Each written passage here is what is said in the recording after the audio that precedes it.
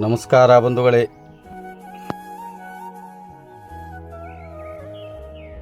ಕುಮಾರಿ ಸುರಕ್ಷಾಗೆ ಮುರು ಚುಚ್ಚುವ ಕಾರ್ಯಕ್ರಮ ಏರ್ಪಡಿಸಿದ ಸುರಕ್ಷಾ ಸೇವಾ ಸಂಸ್ಥೆ.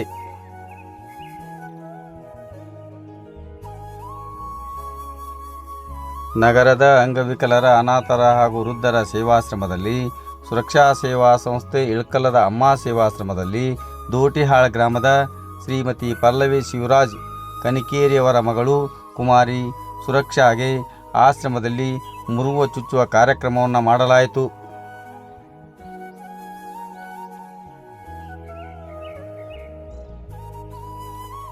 ಶ್ರೀಮತಿ ಪಲ್ಲವಿ ಶಿವರಾಜ್ ಕನಿಕೇರಿಯವರು ನಮ್ಮ ಸುರಕ್ಷಾ ಸೇವಾ ಸಂಸ್ಥೆಯ ಮಗಳು.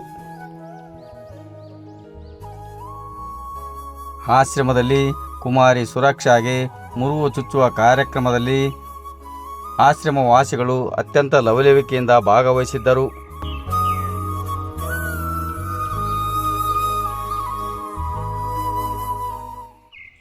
ಇಲ್ಲಿ ಒಂದು ನೆನಪಿನ ಸಂಗತಿಯೆಂದರೆ, ಹಿಂದೆ ಶ್ರೀಮತಿ ಪಲ್ಲವಿ ಶಿವರಾಜ್ ಕನಿಕೇರಿಯವರ ಮಗಳಿಗೆ ಸುರಕ್ಷಾ ಎಂದು ಸುರಕ್ಷಾ ಸೇವಾ ಸಂಸ್ಥೆ ವತಿಯಿಂದ ನಾಮಕರಣ ಮಾಡಲಾಗಿತ್ತು.